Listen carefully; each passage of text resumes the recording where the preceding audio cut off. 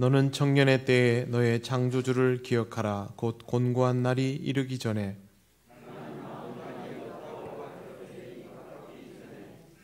해와 빛과 달과 별들이 어둡기 전에 청년이여 내 어린 때를 즐거워하며 내 청년의 날들을 마음에 기뻐하여 마음에 원하는 길들과 내 눈이 보는 대로 행하라.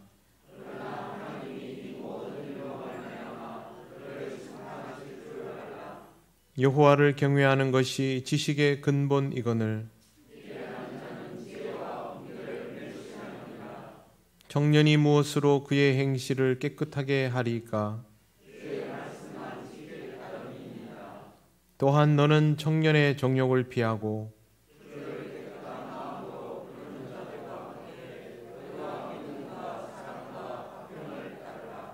주의 권능의 날에 주의 백성이 거룩한 옷을 입고 즐거이 헌신하니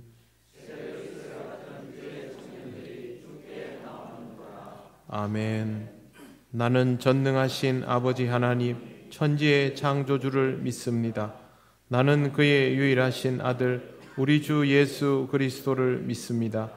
그는 성령으로 잉태되어 동정녀 마리아에게서 나시고 본디오 빌라도에게 고난을 받아 십자가에 못 박혀 죽으시고 장사된 지 사흘 만에 죽은 자 가운데서 다시 살아나셨으며 하늘에 오르시어 전능하신 아버지 하나님 우편에 앉아 계시다가 거기로부터 살아있는 자와 죽은 자를 심판하러 오십니다. 나는 성령을 믿으며 거룩한 공교회와 성도의 교제와 죄를 용서받는 것과 몸의 부활과 영생을 믿습니다. 아멘. 찬송가 288장 하나님께 찬양드립니다.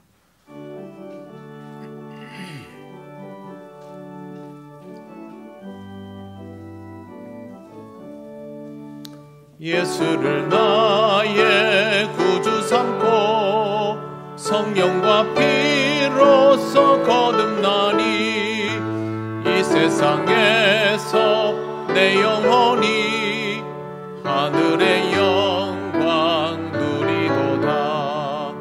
이것이 나의 간증이요 이것이 나의 찬송일세. 나 사는 동안 끊임없이 구주를 찬송하리로다.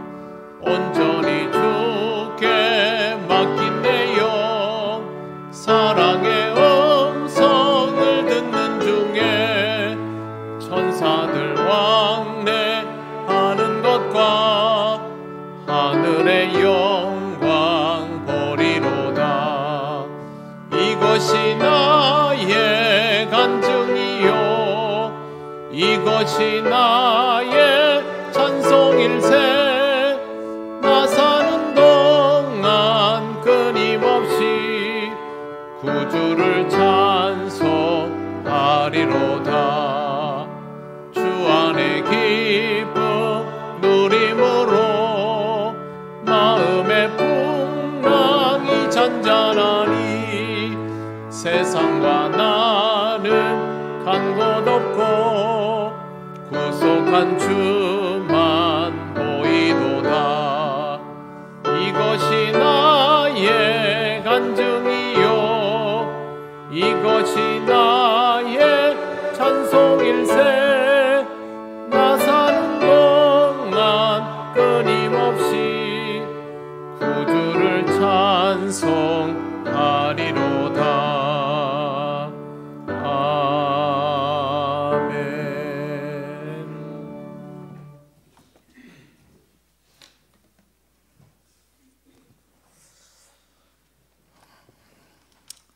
찬양과 경배를 받으시기에 합당하신 하나님 아버지, 언제나 저희들을 지키시고 인도하여 주심을 감사드립니다. 푸르름이 가득한 실록의 계절 오후를 허락하시고 저희들의 믿음의 새싹들이 돋게 하시며 많은 믿음의 가지들을 내게 하여 주옵소서. 언제나 주님을 저희들과 함께 하시지만 온전한 삶과 굳건한 믿음으로 살아가지 못했음을 이 시간에 고백합니다. 주님, 용서하여 주옵소서. 저희들의 생각과 삶이 주님 앞에 부끄럽지 않게 하시고 부족한 저희들의 믿음들을 다시 뒤돌아보는 저희들 되게 하여 주옵소서. 사랑의 하나님, 5월은 가정의 달입니다. 세상 살면서 어려운 일도 많고 힘든 일도 많지만 특별히 가정의 달을 맞아 믿음된 가정과 어려운 이웃을 돌아보게 하여 주옵소서. 늘 기도하게 하시며 더불어 함께 기쁨을 나누며 언제나 어디서나 주님의 사랑을 함께하는 저희들 되게 하여 주옵소서. 그리하여 온전히 주님을 섬기는 믿음의 가정들로 세워지게 하여 주옵소서. 아버지 하나님, 저희 통영교회를 사랑하여 주셔서 주님의 은혜 가운데서 어제는 효도 관광도 잘 다녀오게 하심도 감사합니다. 늘 주님 안에서 기쁨을 누리는 우리 통영교회가 되게 하시며 서로 섬기는 교회가 되게 하여 주옵소서. 그리하여 지체들의 서로 협력하여 그리스도의 몸을 이루기에 부족함이 없게 하여 주옵소서. 사랑의 하나님, 제20대 대통령 임기를 시작했습니다. 국민을 위한 국민의 정치를 바르게 할 수 있게 하시며 세계적으로 이 어려운 시국에 잘 헤쳐나갈 수 있도록 지혜와 은혜를 내려 주옵소서. 이 시간 목사님으로 통하여 말씀을 듣고자 합니다. 전하는 자나 듣는 자가 다 성령 충만함을 받아 말씀의 뜻을 깨닫고 주님의 일꾼으로 쓰임받기에 준비된 자로 거듭나는 이 시간 되게 하여 주옵소서. 감사드리며 예수님의 이름으로 기도드립니다. 아멘.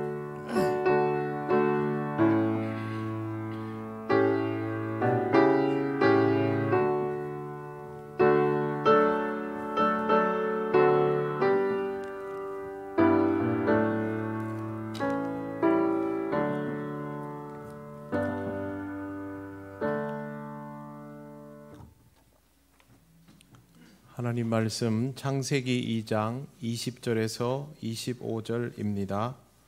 이 말씀은 구약 성경 이쪽에 있습니다.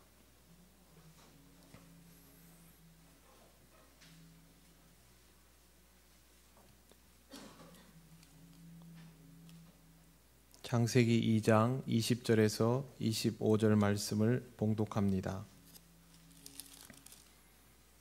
아담이 모든 가축과 공중의 새와 들의 모든 짐승에게 이름을 주니라. 아담이 돕는 배필이 없으므로 여호와 하나님이 아담을 깊이 잠들게 하시니 잠들매 그가 그 갈빗대 하나를 취하고 살로 대신 채우시고 여호와 하나님이 아담에게서 취하신 그 갈빗대로 여자를 만드시고 그를 아담에게로 이끌어 오시니 아담이 이르되 이는 내 뼈 중에 뼈요 살 중에 살이라.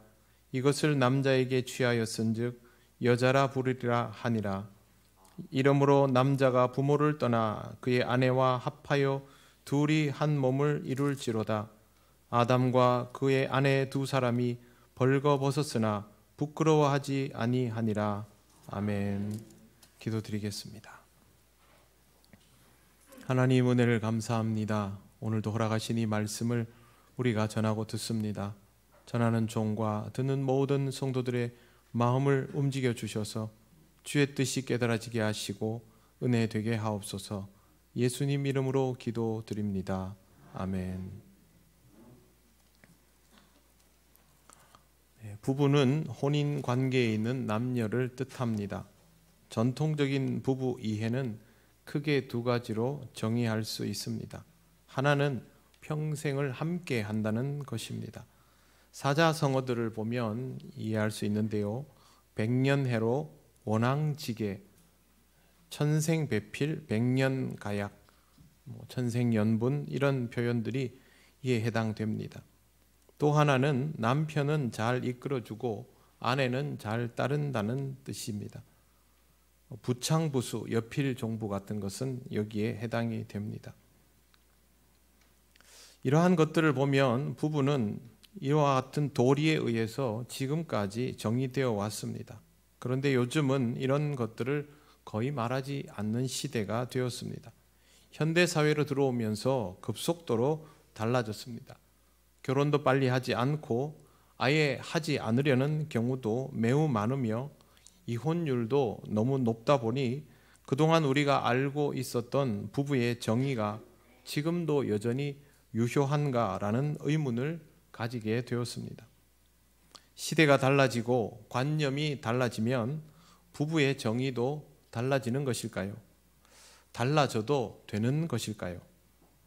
창세기 2장 20절에서 25절을 보면 그렇지 않습니다. 본문을 들여다보면 부부는 우리가 정의할 수 있는 것이 아닙니다. 하나님께서 만물을 만드시고 아담을 만드신 이후에 그가 혼자 있는 것을 좋지 않다 하셨습니다. 18절을 보시겠습니다. 여호와 하나님이 이르시되 사람이 혼자 사는 것이 좋지 아니하니 내가 그를 위하여 돕는 배필을 지으리라 하시니라. 본문을 보면 하나님은 처음부터 아담에게 돕는 배필이 필요하다라고 말씀하셨습니다. 그리고 돕는 배필을 지어줄 것이다 라는 말씀도 덧붙이셨습니다. 하나님은 동물을 만들어 놓고 아담으로 하여금 이름을 부르게 하셨습니다. 아담이 이름을 부르면 그것이 동물의 이름이 되었습니다. 그런데 여전히 돕는 배필은 없었다고 하십니다. 이렇게 많은 동물은 아담의 돕는 배필은 아니었던 것입니다. 사람에게는 사람이 필요합니다. 사람은 돕는 배필을 통하여 인생을 배우며 완성시켜 나가는 존재입니다. 지금 아담은 혼자뿐이니 이 하나뿐인 인간을 위하여 하나님은 또 다른 인간, 여자를 만드신 것입니다. 여자를 만드신 이도 하나님이시고 아담에게로 이끌어 오신 이도 하나님이십니다. 아담은 다른 인간의 필요에 대해서 알지도 깨닫지도 못한 상태였는데 하나님께서 의도적으로 이렇게 하셨습니다. 시작도 과정도 마무리도 하나님이 하시는 것이니 사람이 마음대로 할 수 없습니다. 이에 대하여 예수님께서 이렇게 표현하셨습니다. 하나님이 짝지어 주신 것을 사람이 나눌 수 없느니라. 마태복음 19장에 있는 말씀입니다. 이 말씀은 이유가 있으면 아내를 버려도 됩니까? 라고 질문하는 바리새인들을 향하여 하신 말씀입니다. 그렇게 하면 안 된다라고 답을 주신 것이죠. 그럼에도 불구하고 바리새인들은 모세가 이혼 증서를 내주었다라는 것을 구실 삼아서 남성의 일방적인 이혼을 정당화하려고 했습니다.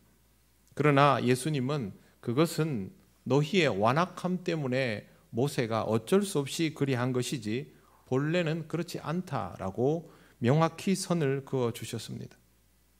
사람에게 돕는 배필을 허락하여 더불어 살아가도록 역사하신 하나님의 의도는 전혀 바뀐 것이 없으니 이것을 사람이 임의로 다르게 해석할 수 없다는 뜻입니다. 시대에 따라서 부부에 대한 이해가 달라지고 있지만 부부에 대한 하나님의 의도는 조금도 바뀐 것이 없습니다. 그것은 바로 하나님께서 짝지어 주신 것이기 때문입니다. 사람들은 결혼을 하면 자기들끼리 호감을 느껴서 결혼한 것이라 생각합니다. 그러나 사람이 부부가 되는 것은 다 하나님의 의도입니다. 이런 이유로 우리는 이미 맺어진 이 부부의 관계를 주관적으로만 판단하면 안 됩니다. 하나님의 의도 없이는 만날 수조차 없는 인생이라는 것을 잊지 말아야 합니다. 혼자였던 첫 사람도 이렇게 하나님의 섭리와 인도에 의해서 다른 인간을 만났습니다. 그의 반응은 이러했습니다. 내 뼈 중에 뼈요 살 중에 살이라. 내 뼈 중에 뼈요 살 중에 살이라는 말은 내게 있는 뼈 중에서 가장 소중한 뼈, 내게 있는 살 중에서 가장 소중한 살, 즉 나에게는 너무도 소중한 사람이다. 그런 뜻입니다.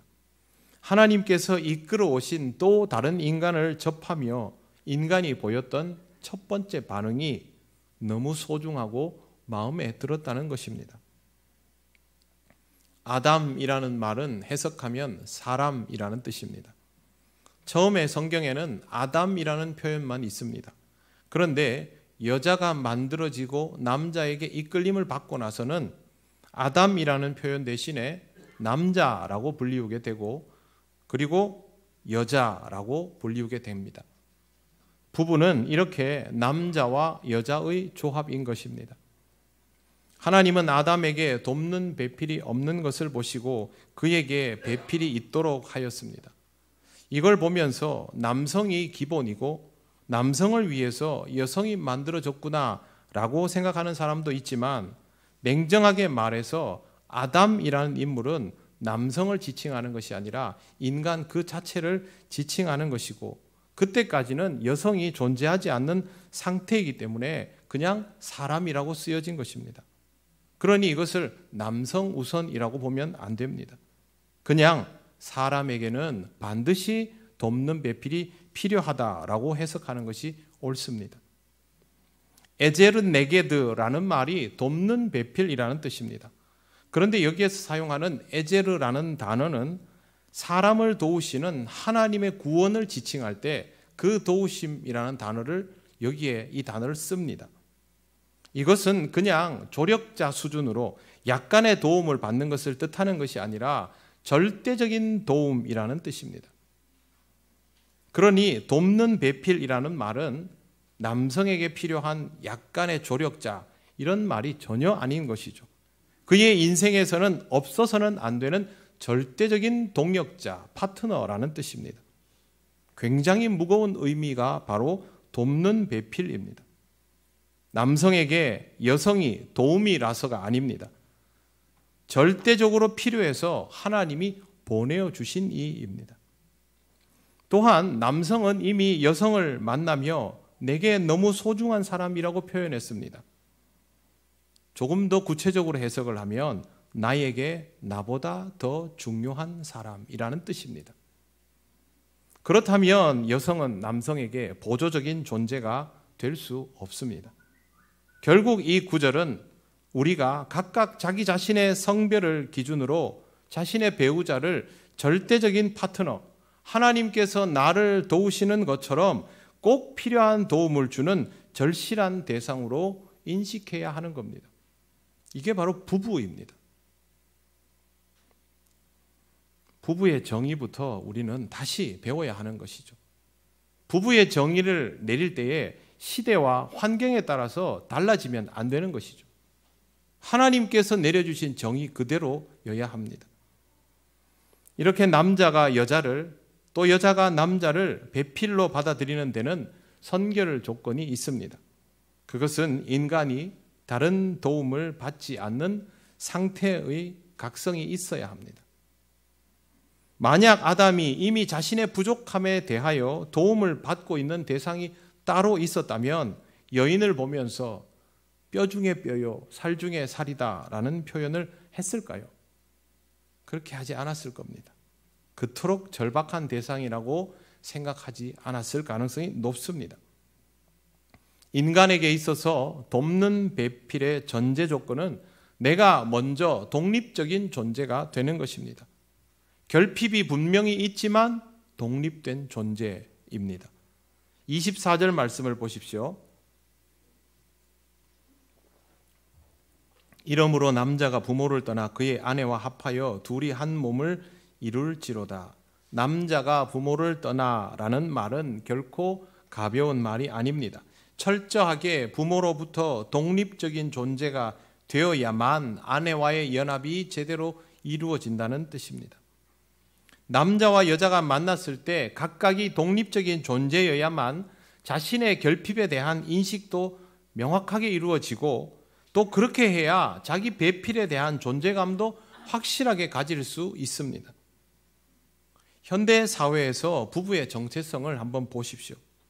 지나치게 느려지는 결혼 시기와 또 너무도 쉽게 이루어지는 이혼들, 여기에는 다 똑같은 이유가 있습니다.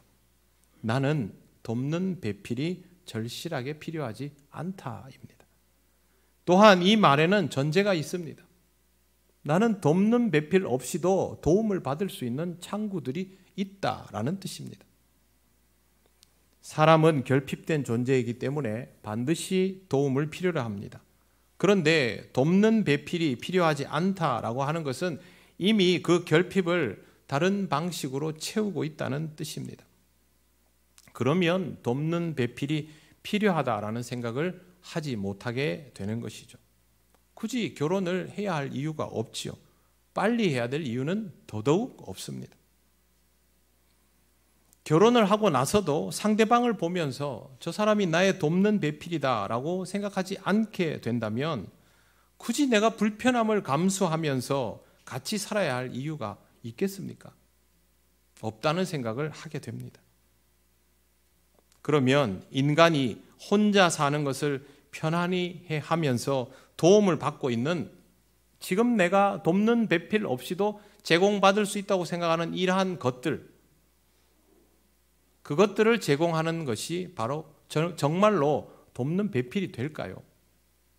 자기 배우자가 아닌 다른 경로를 통하여 제공받는 것들이 돕는 배필이 제공해 주는 것과 같은 의미를, 같은 가치를 가질까요? 그럴 수 없습니다. 돈이나 명예나 지식이나 권력이나 다른 어떤 것들이 그 역할을 할 수 없습니다. 요즘은 웬만한 집에는 반려동물들이 있습니다. 사람과는 같이 살지 않아도 반려동물과 사는 사람들이 정말 많지요.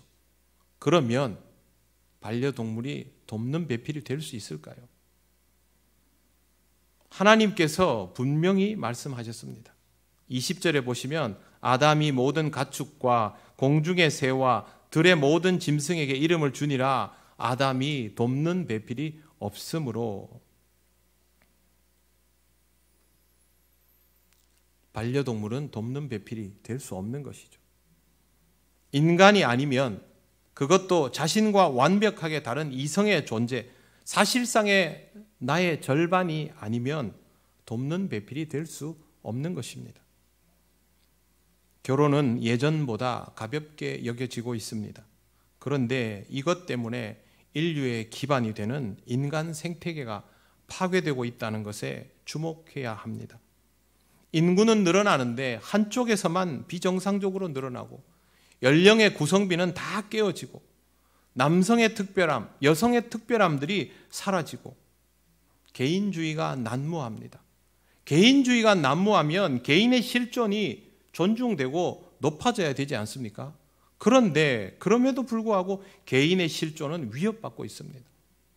이런 모든 것들의 이유를 찾아 들어가 보면 결국 가정이 무너져 있다는 것에 도달하게 됩니다. 그 말은 결혼이 무너졌다는 뜻입니다. 가장 기본적인 것을 하지 못하는 인류가 먼 곳을 바라보면서 원대한 꿈을 꾸고 있는 것이 오늘입니다.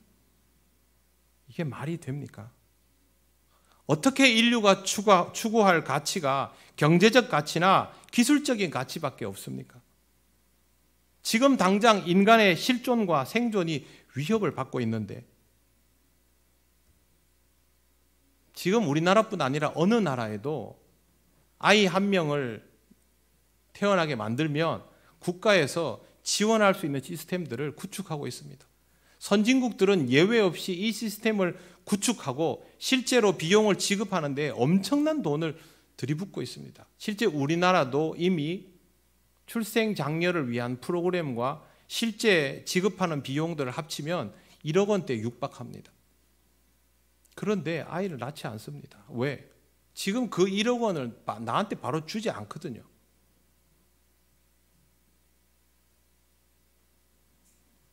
텔레비전만 켜면 영화와 드라마에 또 다른 이야기에 전부 서로 사랑하고 결혼하고, 그러나 실제로는 결혼하지 않습니다.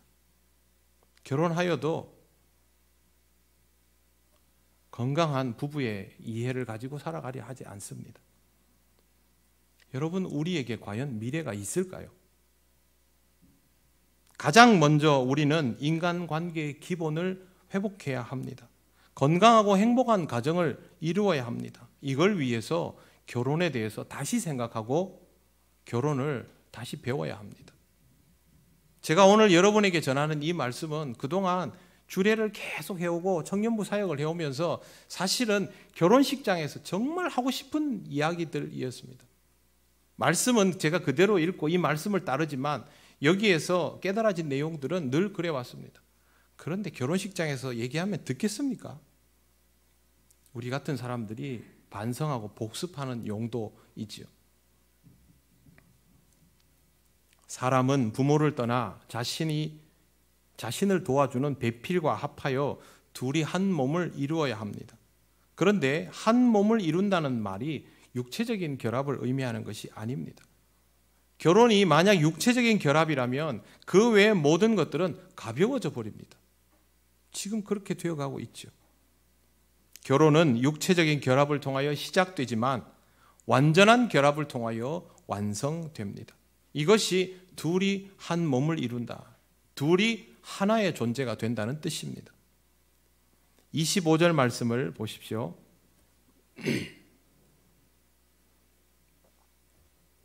아담과 그의 아내 두 사람이 벌거벗었으나 부끄러워하지 아니하리라.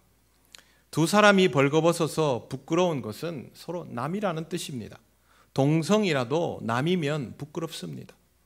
이성이라도 한 가족이면 그런 걸로 부끄러워하지는 않습니다. 부끄럽다라는 말은 불편하다는 뜻이죠. 본문은 그냥 옷을 벗고 있는데 부끄럽지 않더라는 그런 말이 아닙니다. 서로의 단점과 허물이 더 이상 불편하지 않았다는 뜻입니다. 완전한 연합과 일치를 이루어가기 시작하면 상대방이 곧 나 자신이라는 동질감을 느끼기 때문에 거북스럽거나 불편하지 않습니다. 부끄럽지도 않습니다. 부부가 되었다라는 말은 이제 이런 관계가 깊어지고 있다는 뜻입니다. 서로의 부족함을 점점 알아가지만 그것에 대하여 불편함을 느끼기보다는 익숙해지는 것이 더 강하게 작용하는 것. 이게 바로 부부 사이입니다. 부부에게 이것이 꼭 필요한 이유는 서로 불편하지 않아야, 부끄러워하지 않아야 함께 할 수 있기 때문입니다. 물론 부부가 서로 예의를 지키고 존중하는 것이 중요합니다. 하지만 그렇다고 해서 남을 보듯이 내외하는 것이 존중은 아닙니다. 부부는 존중이 진심인 사이입니다. 그리고 실체를 불편해하지 않는 사이입니다. 지금 이 시대의 부부가 서로의 단점과 허물을 불편해하는 것은 상대방의 단점과 허물로 인하여 자기 자신이 체험받지 못하다라고 생각하기 때문입니다. 보상심리인 거죠. 반대로 말하면 배우자를 보며 자신의 허물을 체험받을 생각에 더 몰두하고 있다라는 뜻입니다. 인간은 이러다가 죄를 짓습니다. 그리고 책임을 전가합니다.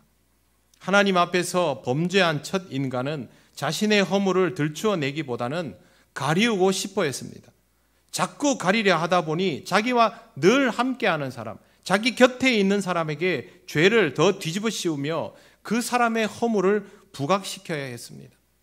창세기 3장 12절을 제가 한번 읽어드리겠습니다. 아담이 이르되 하나님이 주셔서 나와 함께 하신 여자 그가 그 나무 열매를 내게 주므로 내게 먹었나이다.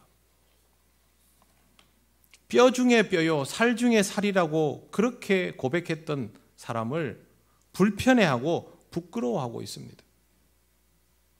지금도 이런 일은 허다하게 벌어지고 있습니다. 저 사람 때문에 내가 행복하지 못하다. 내가 부족한 것이 아니라 저 사람이 부족한 것이다. 저는 주례를 하면 여러분들보다 훨씬 가까이에서 신랑 신부를 봅니다. 여러분 신랑 신부 얼굴 보면요 서로를 볼 때마다 눈에서 막 전기가 통합니다. 사랑이 뚝뚝 흐릅니다.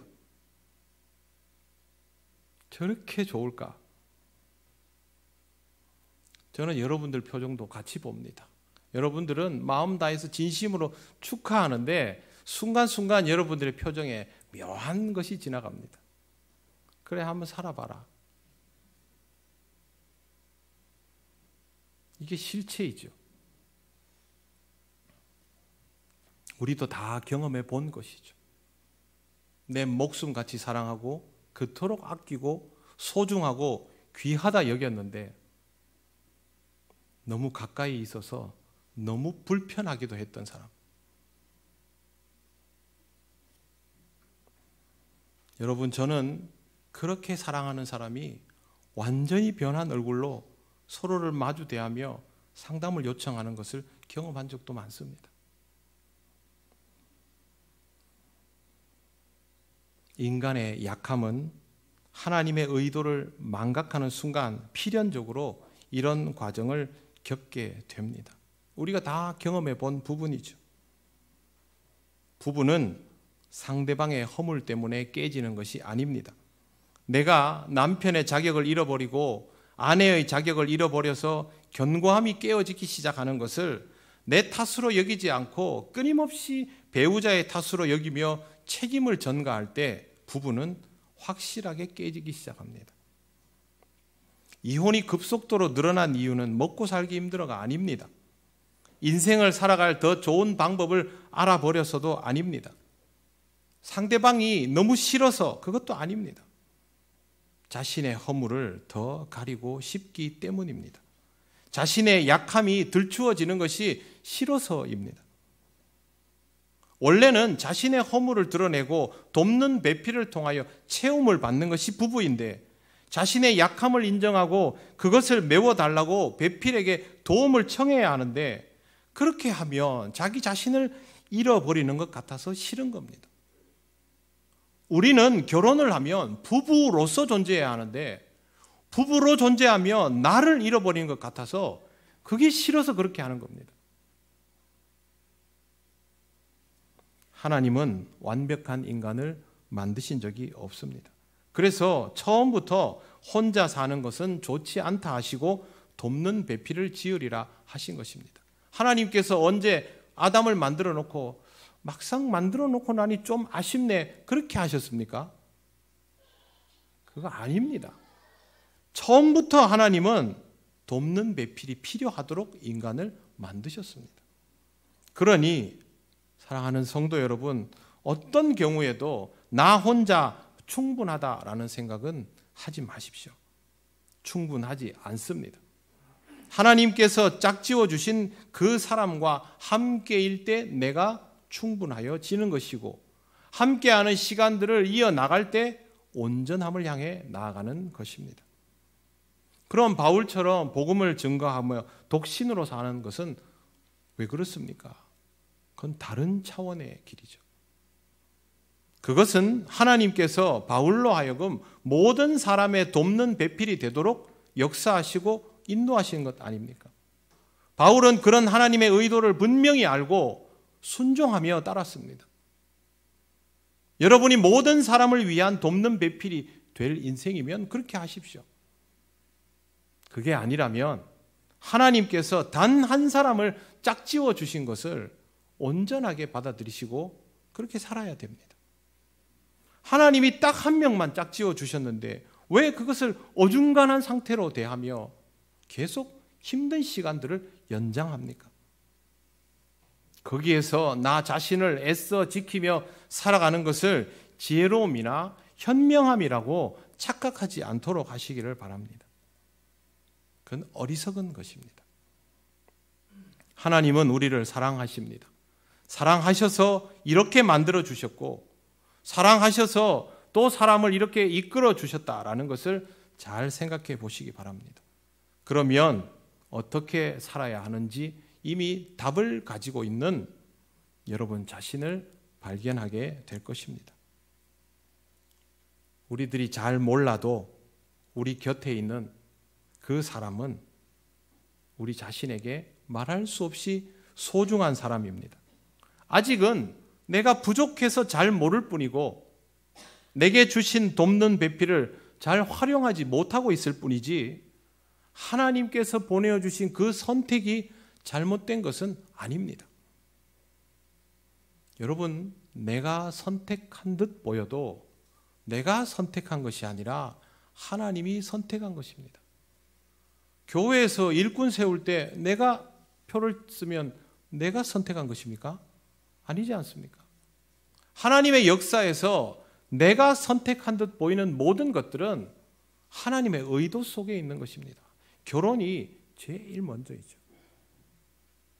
그러니 다시 한번 여러분 자신을 보시고 여러분의 배우자를 보시기를 바랍니다.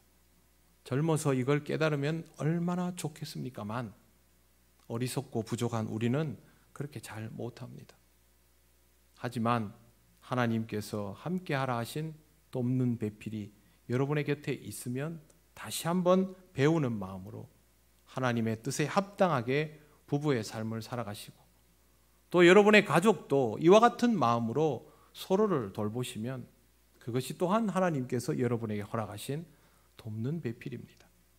하나님께서 행복한 부부로 살아가며 인생을 배우고 인간을 이루어갈 수 있도록 역사하셨으니 그 의도를 깊이 새기시고 아름답고 행복한 부부로 살아가시며 거기에서부터 건강하고 복된 가정을 이루어 가시기를 바랍니다.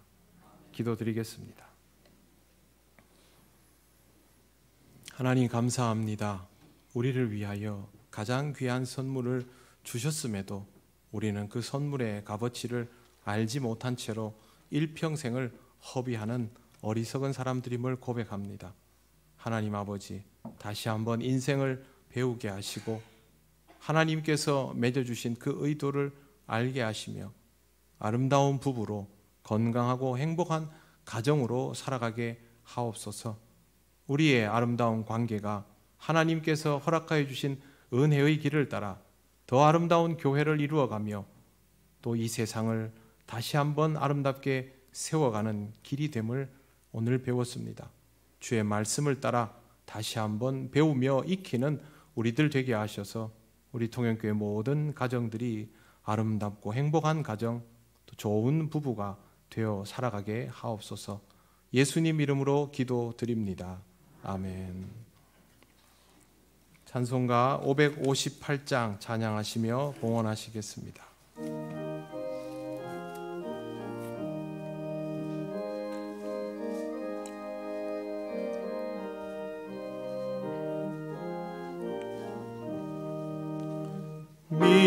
믿어오라 주의 가정 반석 위에 섰으니 비바람이 불어쳐도 흔들리지 않으리. 하나님을 믿는 마음 서로 믿는 마음 얼기설기 하나 되어 믿으면서 살리라. 평화롭다 주의 가정 아늑하다 그 품이 따뜻하고 포근하여 마음 놓고 쉬리라.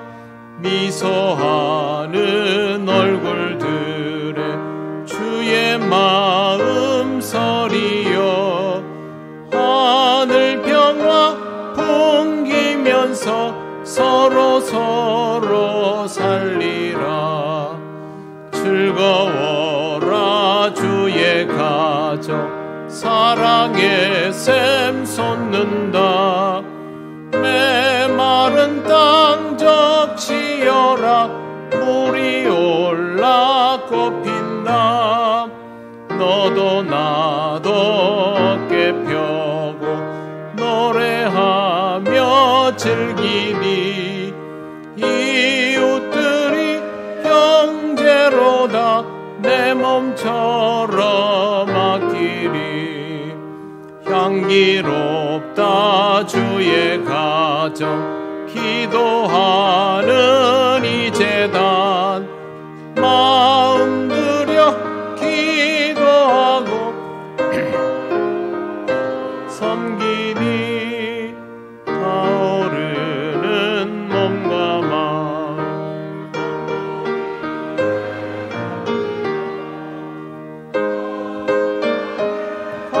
퍼져가는 꽃누리의 향기라.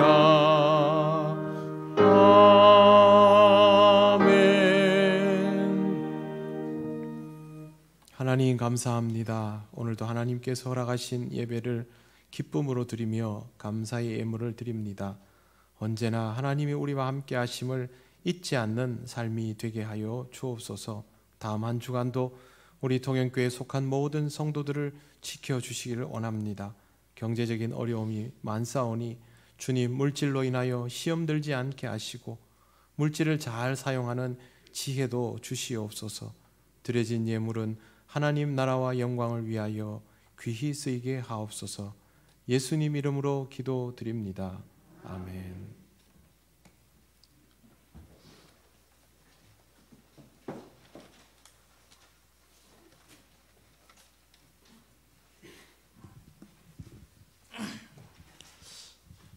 교회 소식 알려드리겠습니다.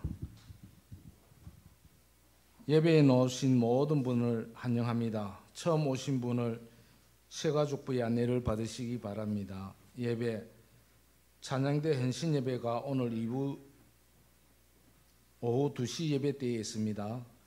강사님은 이천희 목사님, 남해업교회에 심하시는 목사님 되겠습니다.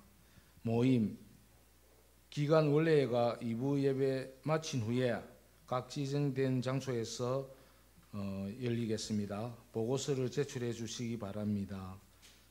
남성교회 연합회 전국대회가 6월 15일부터 17일 금요일까지 강원도 홍천 비발디 파크에서 있습니다.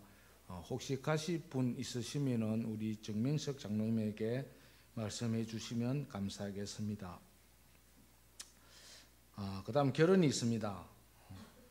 이정훈 군, 우리 이상민 집사님, 장점자 권사님의 장남 혼인 예식이 21일 토요일 낮 12시 30분 거제 소남구 패션에서 있습니다. 차량은 오전 11시 10분에 교회 주차장에서 이렇게 출발합니다. 교회차 2대가 준비되어 있으니까 많이 이렇게 참석해 주셔서 축하해 주시면 감사하겠습니다.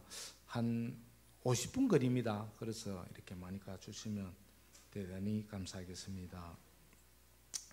어제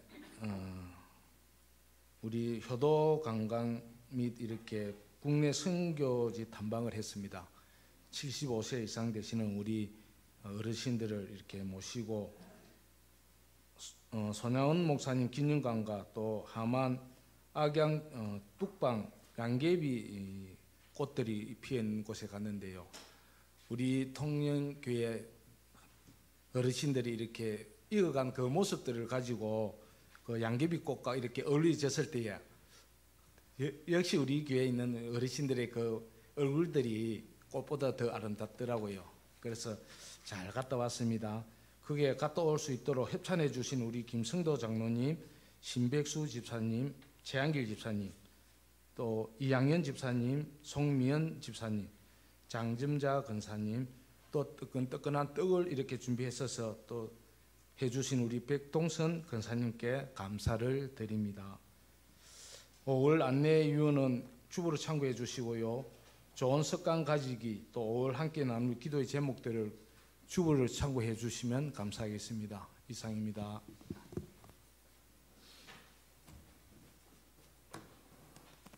네, 인터넷으로 예배드리는 분들에게도 늘 주님의 은혜가 가득하시길 바라고 또 아름답고 행복한 가정으로 살아가시기 바랍니다.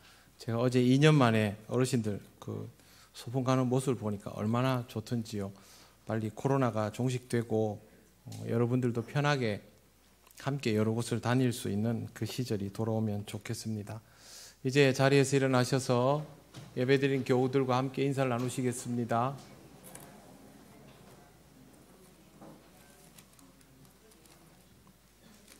찬송가 635장 주기도문 찬양 드립니다.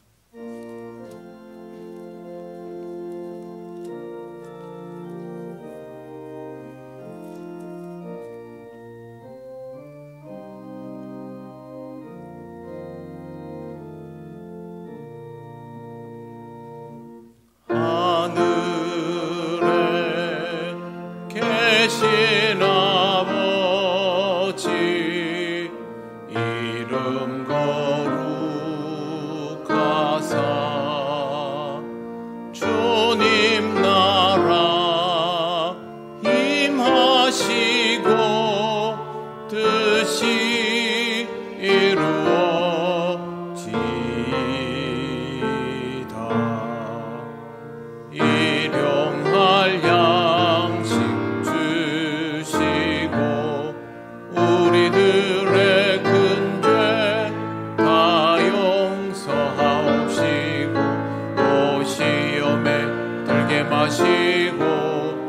악에서 구원하소서. 내게 주의 나라 주의 권세 주의 영광 영원히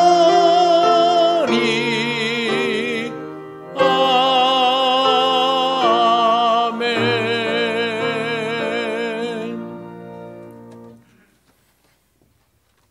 우리 주 예수 그리스도의 크신 은혜와 하나님 아버지의 놀라우신 사랑과 성령님의 교통하시고 인도하여 주심이 하나님 앞에서 아름답고 복된 부부로 서로를 위한 돕는 배필로 살아가기를 원하는 이 시간 예배하는 권속들 위해 영원토록 함께 하시기를 간절히 축원하옵나이다. 아멘.